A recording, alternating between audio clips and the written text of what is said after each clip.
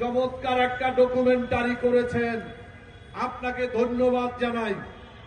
চমৎকার একটা ডকুমেন্টারি করেছেন, যেটা ভারতের উদ্যোগে খুনি হাসিনার সহযোগিতায় এই নাটক মঞ্চস্থ হয়েছিল এবং এর সমাপ্তি আমরা দেখেছি। দেশনায়ক তারেক রহমান এই মামলা থেকে নিষ্কৃতি পেয়েছেন। আমাদের সাবেক স্বরাষ্ট্রমন্ত্রী আমাদের লুৎফুজ্জামান বাবর সহ শাহ মোফাজ্জল হোসেন কায়কোবাদ সহ সবাই কিন্তু এই মামলা থেকে তারা নিষ্কৃতি পেয়েছেন।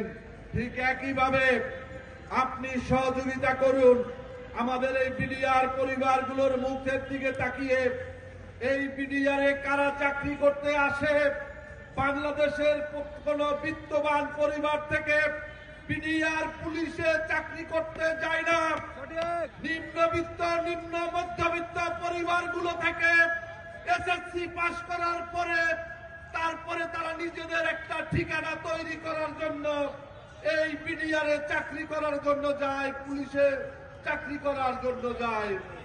আজকে সেই পরিবারগুলো দীর্ঘ 16টি বছর একদিকে দেখা গেছে চাকরি নাই, আর একদিকে মামলা, আর একদিকে মিথ্যা মামলায় তাদের ফাঁসি হবে না কি হবে এটা নিয়ে তাদের পরিবারগুলোর যেই দুশ্চিন্তা, তাদের যেই মানসিকভাবে যে অশান্তি, এটা বোঝার মতো কাউকে বুঝানো সম্ভব হবে না, একমাত্র এই পরিবারগুলোই ভালো জানে।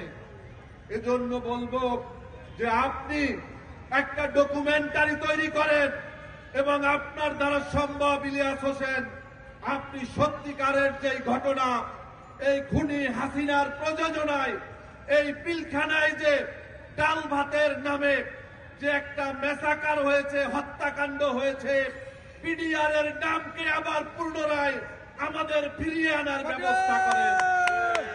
যতদিন পর্যন্ত বিডিআর তার নামের ভিতরে না আসবে ততদিন পর্যন্ত সীমান্তে বাংলাদেশি হত্যা বন্ধ হবে না।